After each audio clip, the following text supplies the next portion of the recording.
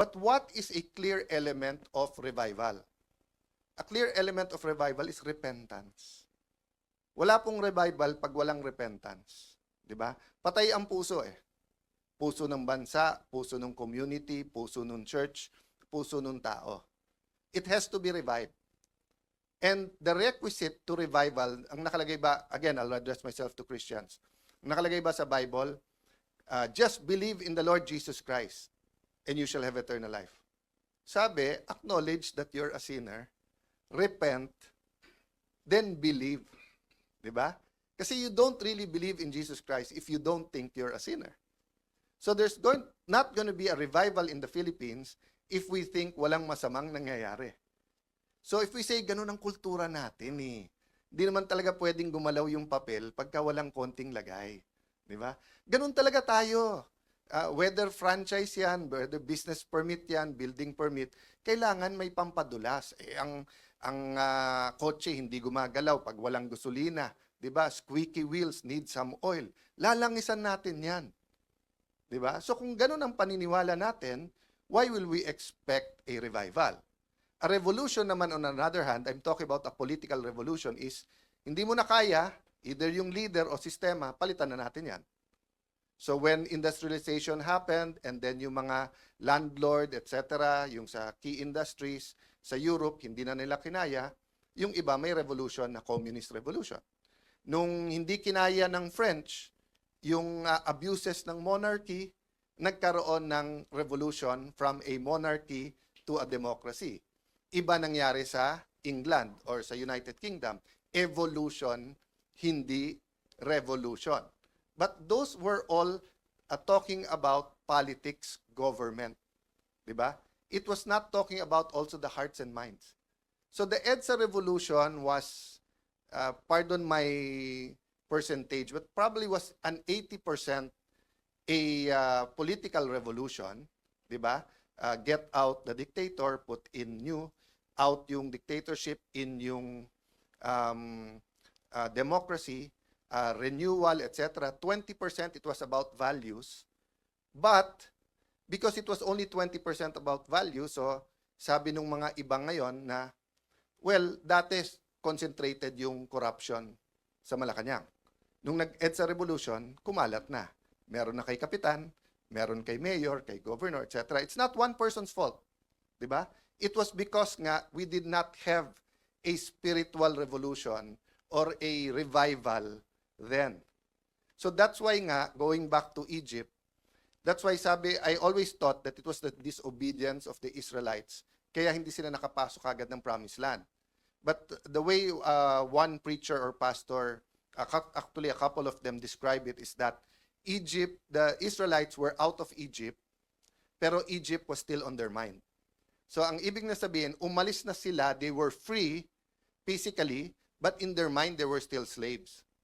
That's why nga, one time, when wala silang makain, nagngangaw-ngaw sila, sa Bisaya, nagyayaw-yaw, di ba? And then, sabi, mabuti pa sa Egypt, may nakakain tayo doon. So can you imagine if you were all my slaves? Diba? Pinanganak kayong slaves. Parents nyo slaves, ako slaves. Kung ano sabihin ko sa inyo, sunod lang. Slaves kayong lahat. Suddenly, si Sarah dumating, nakalaya kayong lahat, but medyo gutom, balik na lang tayo kay Alan. So that was the mentality. So 40 years ago, in 1986, we shocked the world with a peaceful revolution. Kasi that was the time of communist revolution, socialist revolution, coup d'etat, fascist revolution sa Latin America, all kinds of revolution of the workers, revolution ng young people, maraming revolution. Some worked, some hindi. Some had historic roots, some were new. Pero hindi nila nakakita ng mga nagdadasal na kaharap ay tangke. Di ba? Madre, tangke ang kaharap. Barel, ang katapat, bulaklak. Diba? Hindi sila nakakita ng ganon. The problem was, when we removed the people, did we remove the spirits of corruption, the spirit of idolatry, the spirit of immorality? Did we remove the lust for flesh, the lust for, diba? I remember kami ng ibang mga congressman na kasama ko doon, nagrarally pa kami against pornography. Then nung nagka-internet, everyone can get it na. Di ba? We were fighting PAGCOR about putting casinos anywhere. At I had the privilege of putting there in the law na kailangan ng city umuo. Kaya dito sa Taguig, wala. Okay. Tapos nagka-internet naman na gaming. Una, isabong. Ngayon yung online gaming, no? That's one reason maingay yung mga katunggali natin. Nabitin yung batas na yun, malaking pera din yun eh. Daan bilyon yun. So do you think ang pinag-uusapan dito Malacanang, impeachment, maleta, flood control? Hindi. No, whether you're talking about vape, whether you're talking about online gaming, there are many moneyed bills and resolutions and policies that are at stake here. Diba? So hindi to parang expose na yung flood control, bago na yung Pilipinas. Palitan natin. May bago ng leader, tapos na. Diba? That's why we have to be very prudent. And Lord, ano bang gusto mong gawin? Kasi kung tayo lang, kung ako lang, gusto ko sana tapos na to eh. Diba? Lord, ano ba talaga? Diba? Pero, siya ang creator eh. Siya may plano. So, let me tell you the story that I learned when younger years, and it's really true.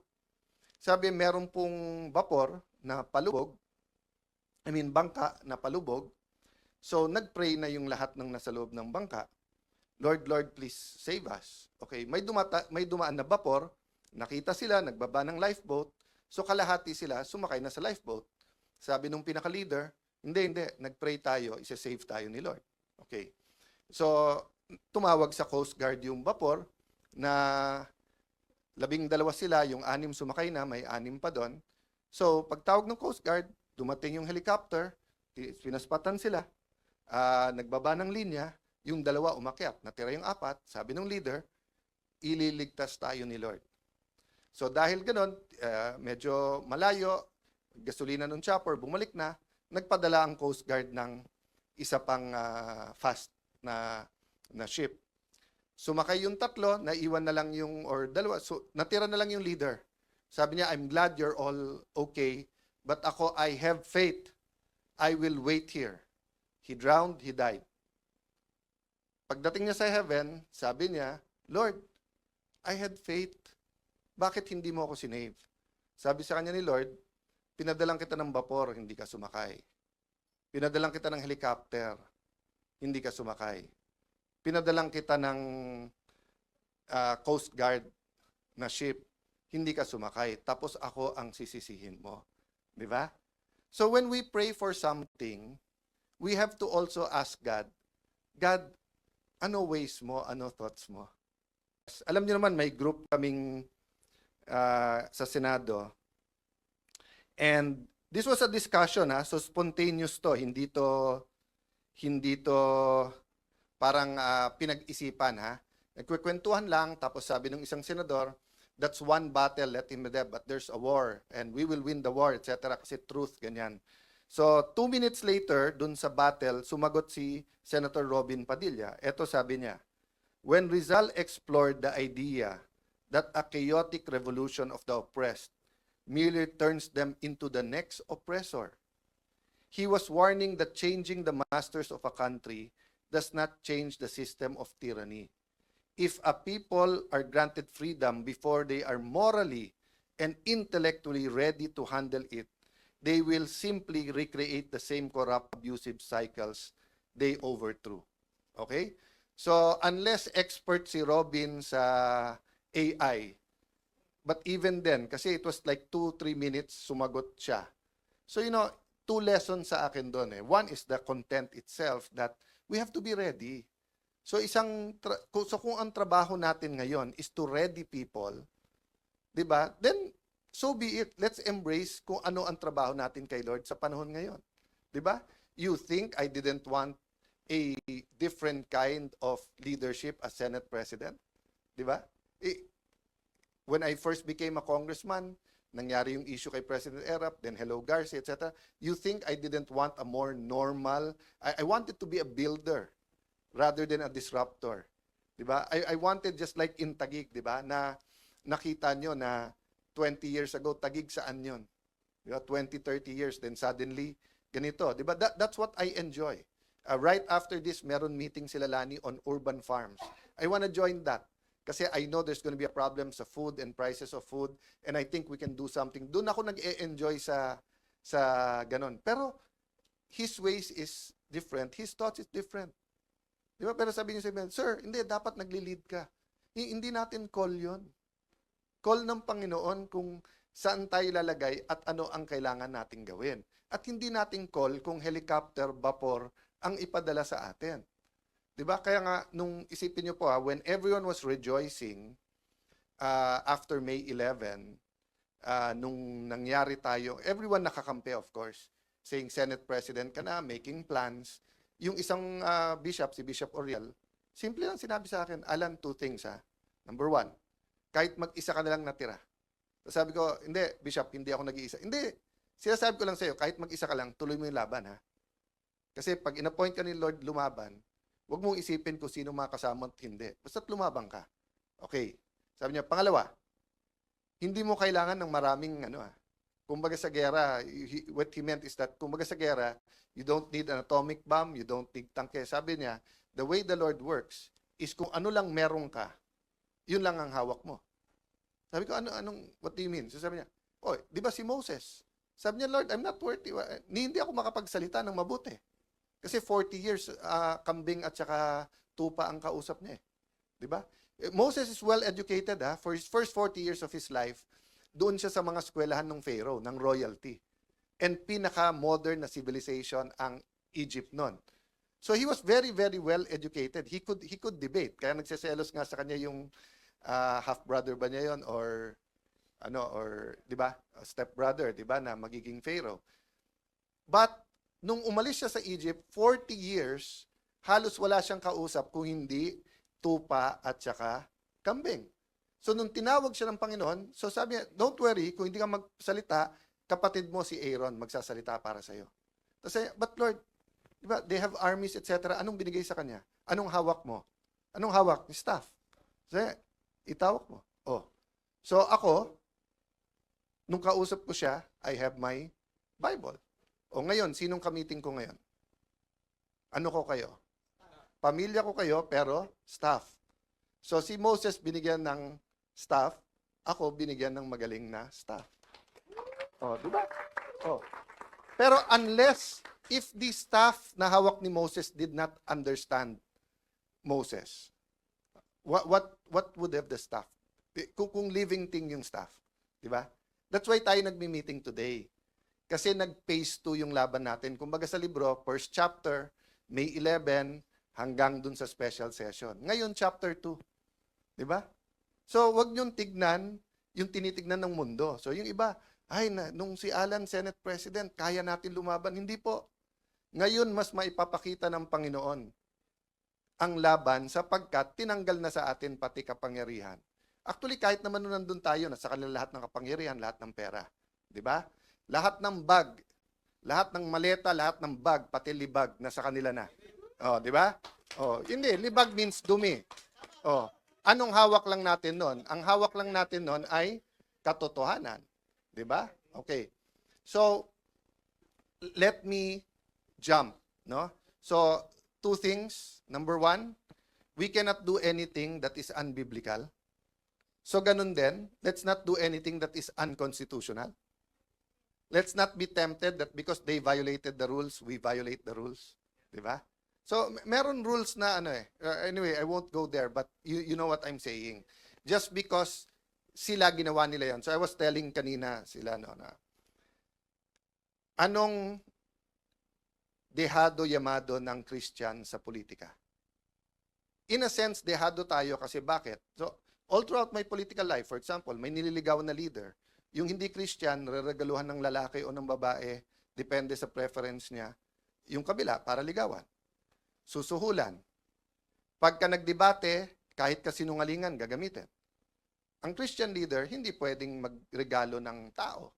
Ang Christian leader, hindi dapat manuhol. Ang Christian leader, hindi dapat magsabi ng hindi totoo. So sasabihin nyo, paano kayo mananalo? Oh, because your strength is also your weakness is your strength. Because truth is your strength. And if you look in terms of battles, natatalo kayo minsan. Pero if you think in terms of wars, di ba? You win the war because truth eventually wins out. But syempre, humanly, ayaw mong tumagal. Sino ba naman may gusto ng gera, laban ng laban? That's why yung iba nating kasama sa Senado ay dati natin mga allies for the truth. Pero napagod nung tumanda na. Di ba? So nung tuta pa lang sila, gusto nila katotohanan. Nung naging aso na, napagod na eh. Di ba? Okay. So, babalikan ko yun mamaya. So for me, I'll just leave that with you today. Di ba? One, you have to have a foundation. Kailangan may babalikan ka. So pag sinabi kong, eto gagawin ko Senado, ano ba sabi ng rules ng Senado? Ano ba sabi ng Constitution? So eto ang gagawin natin sa Pilipinas. O ano ba sabi ng Bible? Di ba? Okay. Pangalawa, nasaan ba ang Panginoon? Ano bang gusto niyang gawin? Yun ang atin. At ako'y naniniwala, gusto niya ng revival. Gusto niya ng repentance. Labas lahat ng baho. Labas lahat ng problema. Ang addict ay hindi magagamot pag hindi niya inamin na addict siya. Addict yan sa sex, addict yan sa sugal, addict sa alcohol, addict sa drugs. Tignan nyo sa US, yung mga anonymous, di ba? Let's say alcoholic anonymous. Ang umpisa mo, hi, I am Pedro de la Cruz. I am Juan de la Cruz. I'm Maria de la Cruz. And I'm an addict. Why? Because pag hindi mo inamin, wala. Diba? So if we're gonna sweep under the rug, ano po ang sabi ng bagong chairman ng Blue Ribbon Committee? Sabi niya, narinig na naman natin yung 18 Marines eh. Paano nyo narinig? Hindi naman nagkaroon ng hearing. Diba? At siya, marami naman ibang iimbestigahan eh. Akala ko ba, trillion peso march? Kasi nga, ito yung trillion peso na corruption. Di ba? Pero wag, maghanda na lang tayo sa impeachment. Importante yung impeachment. Pero hindi pwedeng impeachment lang. Selective justice yun. Di ba? Okay. So, yun two things, di ba? We have to have a basis of what is truth. And secondly, we want to know where truth is going, where it's going. So, ang sabi ko sa inyo, pangalawa, revival not revolution. What's the difference nung totoo? Yung political revolution, palitan mo lang yan, okay na. Sana kung si ganito maging presidente natin, kung si ganito maging speaker natin, kung si ganito maging Senate president, kung si ganito lang maging mayor natin magbabago. Don't get me wrong, leadership matters. Leadership matters, di ba? When the blind leads the blind, alam mo nang madadapa ka or mahuhulog ka sa bangin, di ba? But having said that, it's leadership is complicated in the human because nakikiramdam ka rin sa followers mo eh. 'Di ba? Kaya nga hirap yung mga reformers kasi to a certain degree, and this is a true story, kilala nyo to pero hindi ko na sasabihin sa inyo kung sino. Yung isang secretary na napakaselan ng hinahawakan niya dahil corruption nga, sinabi ko sa kanya, yung pangalan niya, there are 3 kinds of people following you now. Last year to. 3 kinds of people. First, yung gusto ng totally pagbabago, na sa departamento mo, tunay na yung bidding, wala nang corruption. Di ba? Lahat ng gawin ng departamento mo, ayos na. Okay. The second one, ayaw na ng ghost, pero baka naman pwede tayong bumalik sa 10-15%. Kasi kailangan natin yan. Di ba? Yung pangatlo, wag lang ako makulong, sila lang makulong, tapusin na natin to, balik na tayo sa dati. So sabi ko sa kanya, Secretary, ito problema. Yung 3 nasa likod mo, pare-parehong pumapalakpak ngayon. So yung 3 yan, nabobosesan mo, naririnig mo yung palakpak. Pero iba-iba gusto nun. Oh, ang pinaka-delikado doon, pero pinaka-okay yung una. Na gusto niya, eto, chance natin. Nasa kalye mga tao, lahat ng media kakampi ka, lahat ng korte kakampi ka, ombudsman at DOJ kakampi ka, baguhin mo na lahat. Yun ang pinakamaganda, pero sila ang pinakakonte.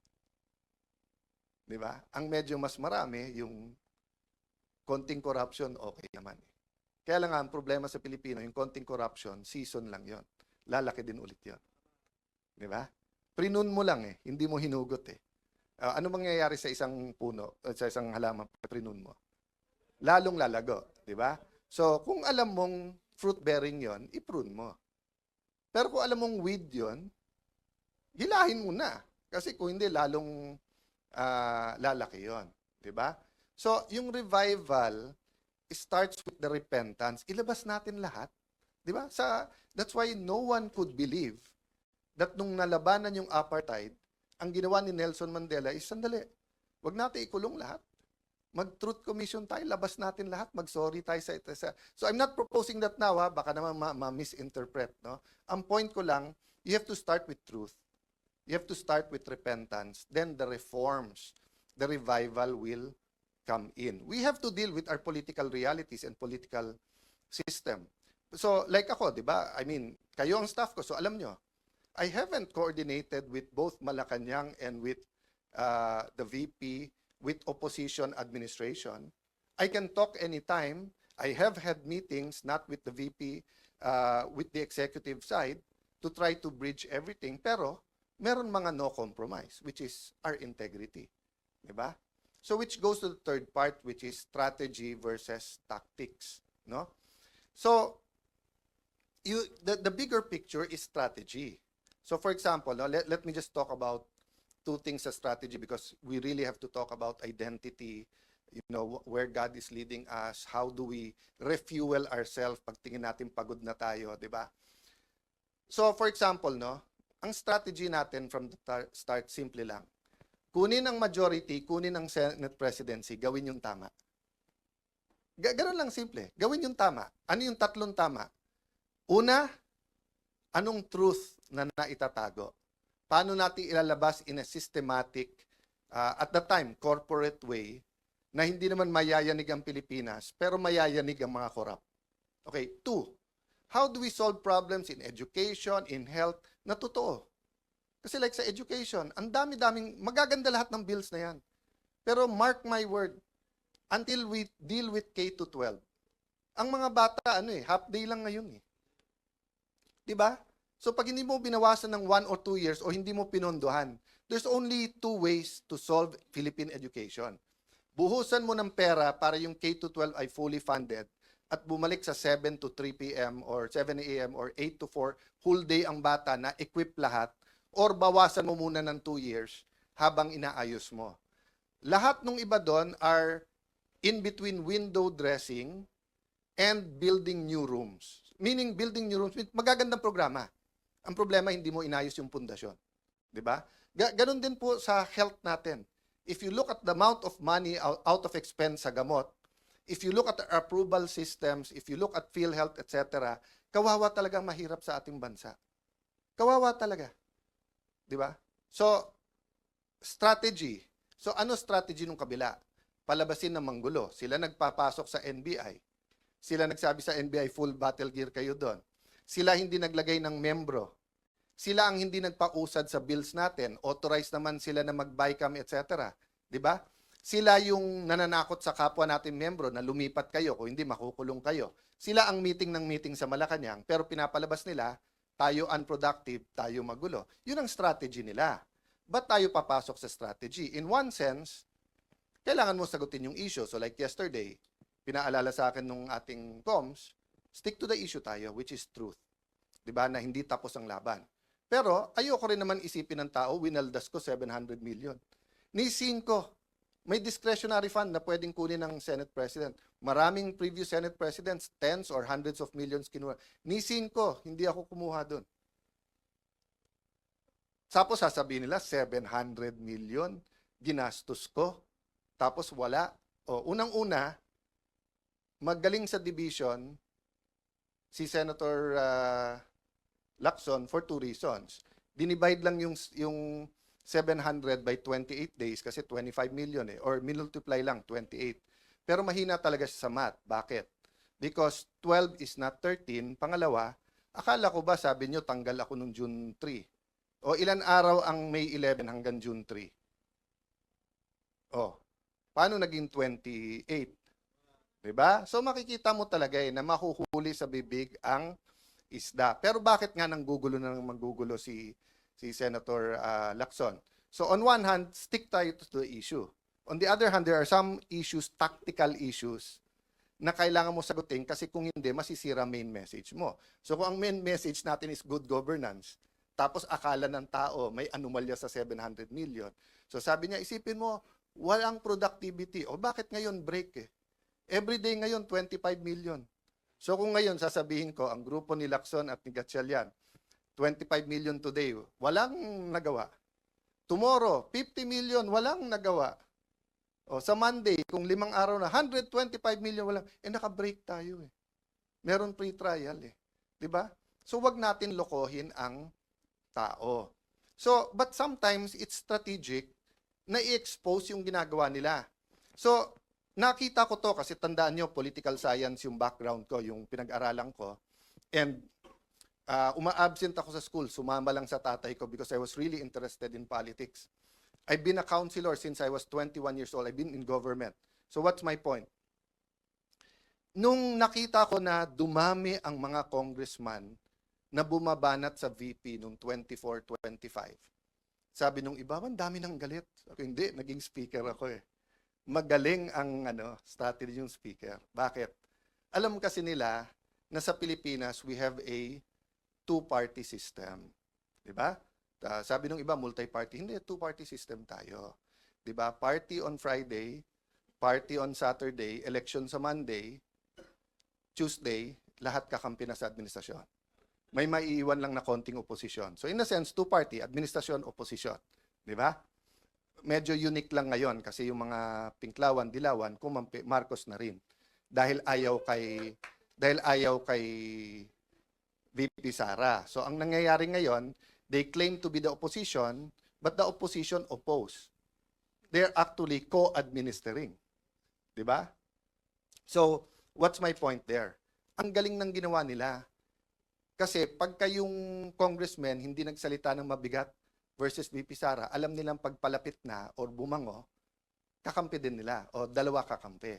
So, ang ginawa nila, binitawan, sinusuportahan, ginalit, or whatever. No, I'm not saying hindi conviction nung iba sa Quadcom, etc. I'm point, it was a systematic attack. So that nga, hindi na sila, so that point of no return na. Na kung ikaw man si VP Sara, paano mo pang kakausapin yung mga yon? Inupakan ka na ng ganon. Di ba? So ganon din ang ginawa nila ngayon sa Senado. Pag upo ko, tumitingin din sila kasi katulad, alam niyo naman si 14, di ba?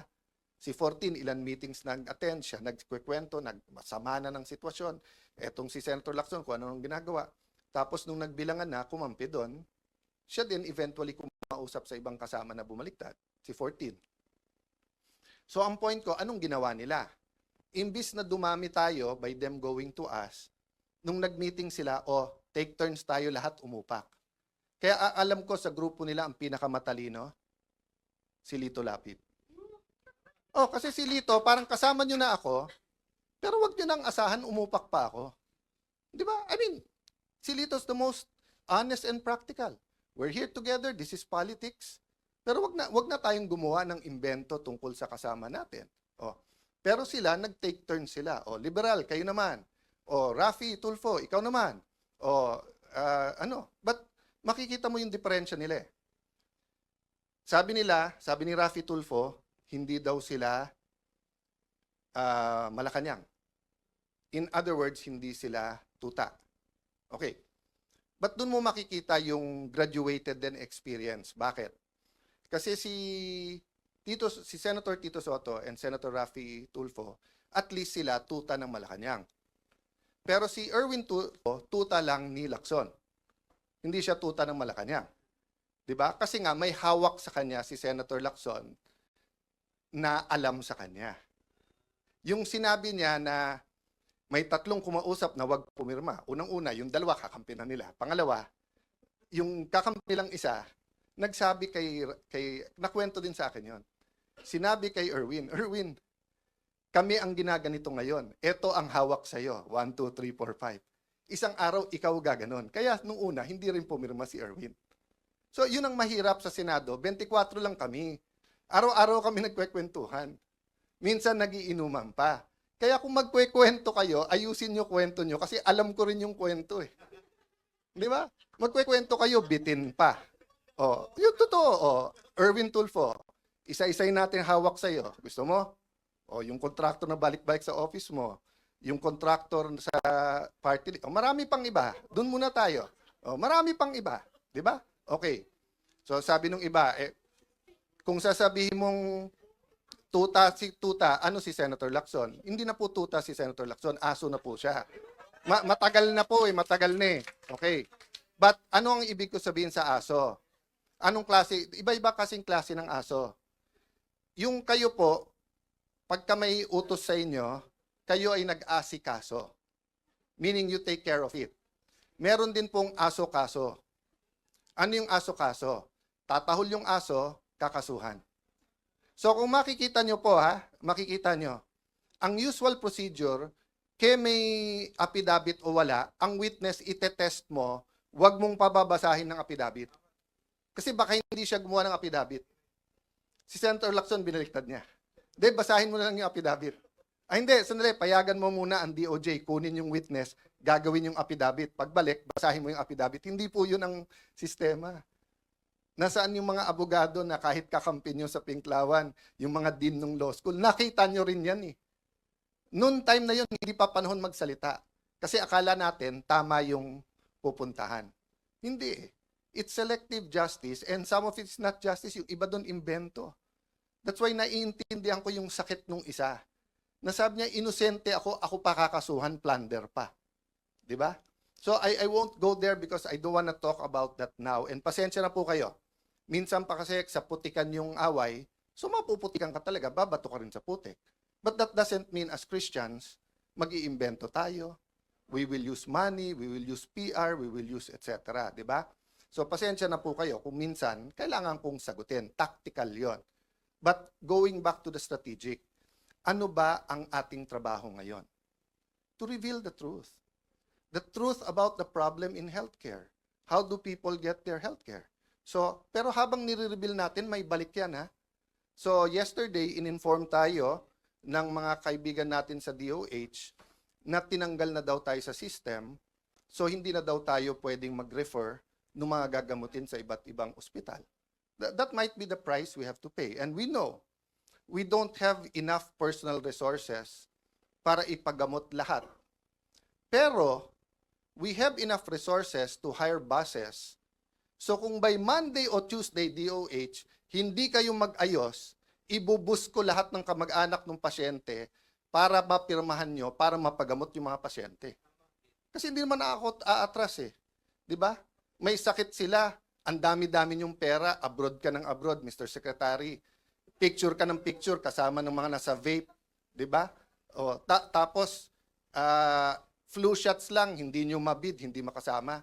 Tapos just because ang tingin mo, wala na ako ngayon sa paningin ng Malacanang, tatanggalin mo yung privilege namin.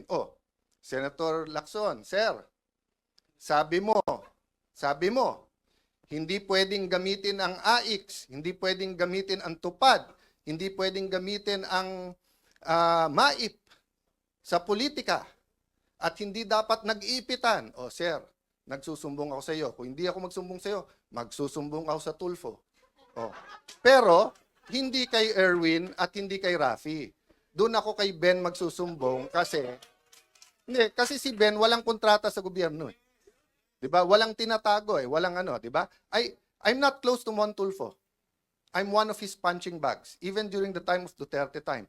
Pero si Mon wala rin kontrata sa gobyerno sa pag-alam ko. So I respect him. Even if he's not in favor of what I'm doing, kahit tinitira niya ako. I also respect Ben, nakikita-kita ko, 'di ba? Pero si Erwin at si Rafi, paano ko rerespetuhin ko? Paano ko rerespetuhin? 'Di ba? Alam ko kung sino kayo, anong ginagawa nyo, alam ko kung anong hawak sa inyo. Tapos aaraw-arawin nyo ako sa media. Magdebate tayo, sabihin nyo yung topic, yung debate ng katotohanan, debate ng flood control, debate ng contractor, di ba? Huwag tayo magdebate ng kung ano-anong gusto nyong topic na nililihis nyo lang sa mga nangyayari. So again, mga kasama, tama yung narinig nyo, inuumpisahan na kami. Actually, to be fair for a long time, Senator Amy and Senator Bongo, pinagtatanggalan din ng mga pondo. So, ang sabi nila, daan-daan bilyon ang para sa ayuda at hindi to pwedeng gamitin sa pagpapabango, which is not true also. Nung simula nung nagkaroon ng oil crisis, nung simula nung Israel, open na silang may picture, may pangalan sa pagdidistribute Pero okay lang kasi at least nakukuha ng tao. So don't get me wrong As long as yung mga pasyente na asikaso, it doesn't have to pass through my office. Ang problema, pumunta sa opisina nila, sila nagsasabi, pumunta ka sa congressman, senador. Pagpunta naman nila sa congressman, senador, ay, dito sa congressman na to kasi kakampi ng Malacanang. Dito kakampi, di ba? So, let me address myself to Senator Win because paulit-ulit siya nung siya ang chairman ng Committee on Finance. Sabi niya, walang politika sa pondong to. And I believe him. I believe him. When he was chairman of finance, sabi niya, walang politika, pare-pareho to. At yung amounts natin bilang mga senador, walang lalamang, pare-pareho tayo. O, Senator Win, you're now the Senate President. May DOH Secretary ka, namumuliti ka. O, the ball is in your hands, di ba? Pero papayag ba tayo? Sa atin, ano ba ang isang weekend? Pero yung may sakit na hindi matuloy yung CT scan niya, hindi matuloy yung MRI niya, hindi matuloy yung dialysis niya, that can be fatal. Diba? So, sasabihin nyo, kami namumulitika. Yun ang ginagawa nyo. So, sorry. Mapupunta tayo sa politika because we have to fight the daily battles. But my point is strategy versus tactics. Daily battles versus the war. The war is really for the kind of Philippines we want. Diba? Sabihin, we have to articulate that. We have to articulate. So, yung mga men and women of God na nandito ngayon, na you will be speaking on those topics. Pasensya na po kayo kung napunta ako sa daily battles. But that's what we're facing. And iba-iba tayo ng trabaho. May taga-fast, may taga-pray, may taga-encourage, may taga-luto, may taga-linis. Diba? So, we're all part of that giant puzzle that the Lord has put. But as long as we said, Lord, use me. Lord, send me. I think we'll be okay. So sa lahat ng nagpre-pray for us, lahat ng nagtatrabaho for us, guys, kayo yung inner core. So don't lose faith. Some of you didn't sign up for this, but even if you didn't sign up for it, you had in your mind the kind of Philippines you want. So, 'di ba yung balik tayo doon sa na Lord, save mo ako. Pinadalang kita ng helicopter, 'di ba? So, in your mind, you probably had a different way. Diba? So kung tingin nyo education yung problem, you're probably drafting a super good bill on education. Diba? Or if you're talking about local government, baka nakadikit kayo sa pinakamagagaling na local government sa Metro Manila, dumikit kayo sa Taguig, sa Pasig, sa Manila, sa Quezon, whatever. Diba? Dumikit kayo sa Cebu, dumikit sa Davao, sa Peace and Order, and you think that's the way. But His ways and His thoughts are not ours. Diba? In the same way, let's not say na yung ginagawa natin, yun ang way ni Lord. Hindi. Tuloy-tuloy tayong nagdi-discern. But guys, ang point ko po, kung kayo'y nagdadasal for a new Philippines, a renewed Philippines, kayo nagdadasal for revival, it's here. It's here. So let's not only let's do more. Let's not only do more or work harder, let's work more intelligently. And wag natin pagpilitan ang ways natin. Day by day to. Thank you, wala pa kaming kaso. Thank you, Lord, may AIX pa kami. Wala lang MAIP. Thank you, Lord, na buhay pa kami. Paggising sa umaga, ganun din. Diba? That's what walking by faith means.